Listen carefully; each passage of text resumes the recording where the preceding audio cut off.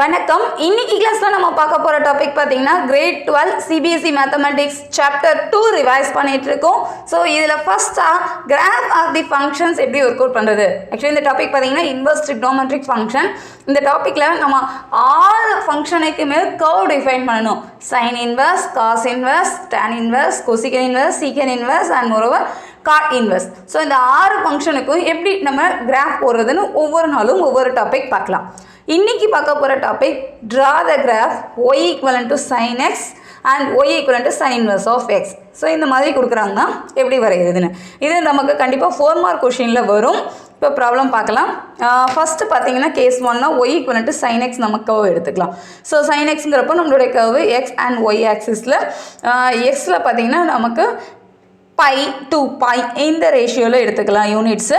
ஒய்யை பொறுத்தவரை நம்மளுடைய கோடமை இன்டர்வல் 1, -1 to 1 தான் நம்ம கோட் பண்ணுவோம். ஸோ -1 to 1 இந்த ரீஜியனை மட்டும் எடுத்துக்கலாம். இந்த கர்வ் பார்த்தீங்கன்னா ஸ்டார்ட் ஃப்ரம் 0லேருந்து π/2ல மேலே போயிட்டு திருப்பியும் பைக்கு கீழே ரெடியூஸ் ஆகும்.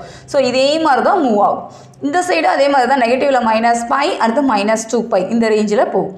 இந்த பவுண்டரி லெவல் பார்த்தீங்கன்னா π/2ல தான் நம்ம கோட் பண்ணுற மாதிரி இருக்கும். ரொம்ப சிம்பிள், அவ்வளோதான். தனித்தனியாக கர்வ் பார்க்கும்போது ஈஸியாக தான் இருக்கும். மொத்தமாக நமக்கு காசா கொசிக்கனா செக் பண்ணும்போது தான் கொஞ்சம் கேர்ஃபுல்லாக நம்ம கோட் பண்ணுற மாதிரி இருக்கும். சைன் கர்வா நம்மளுடைய X axis region 0 to π to 2π இந்த மாதிரி மாறும் அப்படின்னு தெரிஞ்சுக்கிட்டா போதும். இப்போ இதுவே இன்வர்ஸ் ஃபங்க்ஷனில் கேட்குறாங்கன்னா it is simple curve y equivalent to sin x. நமக்கு இன்வர்ஸில் கொஷின் கேட்குறாங்க அப்படின்னா அதே கர்வ் தான். எக்ஸ் ஆக்சிஸை பொறுத்தவரை நம்மளுடைய பவுண்டரி -1 to 1 எடுத்துக்கிற மாதிரி இருக்கும் லிமிட்ஸு. ஒய் ஆக்சிஸில் பை இது -2π. அதே மாதிரி பாசிட்டிவ் வேல்யூனா நமக்கு தெரியும் ஃபஸ்ட் குவாட்ரண்ட்டில் இந்த 2 வேல்யூமே பாசிட்டிவாக இருக்கும்.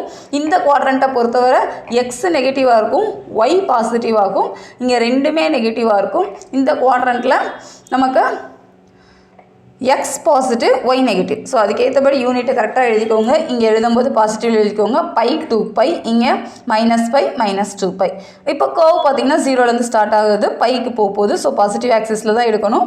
இந்த ஆர்டரில் போயிட்டால் 2π. ஸோ π/2 3π/2ல ரீஜியன் பவுண்டரி லெவல் ரீச் ஆகும். இங்கேயும் பார்த்தீங்கன்னா மைனஸில் வந்து இந்த மாதிரி curve.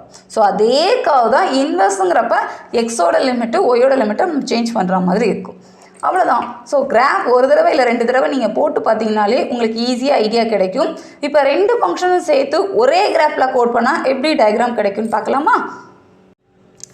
Case 3. The graph of the function y equivalent to sin x and y equivalent to sin inverse of x. So ரெண்டுமே சேர்த்துப்பட்டா கிராஃப் ரொம்ப அழகாக இருக்குது. முதல்ல y equivalent to sin x code பண்ணிங்க. sin xங்கிறப்ப நம்மளுடைய ரீஜன் போட்டாச்சு. ஸோ கர்வ் பார்த்தீங்கன்னா 0லேருந்து π/2 2π 3π அந்த இதே மாதிரி. இங்கேயும் கீழே பார்த்தீங்கன்னாலும் -π 2π இந்த ஆர்டரில் இருக்கும். பாசிட்டிவில் எடுக்கும்போது மேலேருந்து எடுங்க. அடுத்து இது முடிஞ்சுது. அடுத்து ஒய் ஆக்சிஸை பொறுத்து பார்த்தீங்கன்னா 0லேருந்து π/2 2π கொஞ்சம் நிதானமாக போடுங்க, அழகாக வரும். அடுத்து நடுவில் ஒரு ஃபார்ம் பண்ணிங்கன்னா ஸ்ட்ரைட் லைன் நமக்கு கிடைக்கிது. கரெக்டாக பார்த்தீங்கன்னா கரெக்டாக டச் ஆகும். ஸோ இந்த மாதிரி தான் நமக்கு y equivalent to sin x and y equivalent to sin inverse of x ஓட கிராஃப் கிடைக்கும்.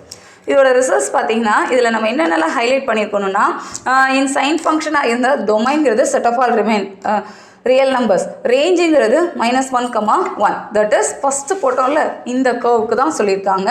டொமைன்கிறப்ப ரியல் நம்பர்ஸில் கோட் பண்ணுங்கள், ரேஞ்சுங்கிறத நமக்கு -1, தான் இருக்கணும். அதுவே அப்படியே சைன் இன்வர்ஸ் ஆஃப் ஃபங்க்ஷன் நீங்கள் கோட் பண்ணிங்கன்னா என்ன வந்திருக்கலாம், டொமைன் வந்து -1, இருக்கும். கோடமைன் பார்த்தீங்கன்னா R2 -1, எக்ஸிஸ்ட் ஆகும். சைன் இன்வர்ஸ்ங்கிறது -1, 2 டொமைன் வந்து -1, ரேஞ்சு நமக்கு -3/2 π/2ன்னு மாறுறது -π/2, π/2ல நம்ம கோட் பண்ணுற மாதிரி இருக்கும்.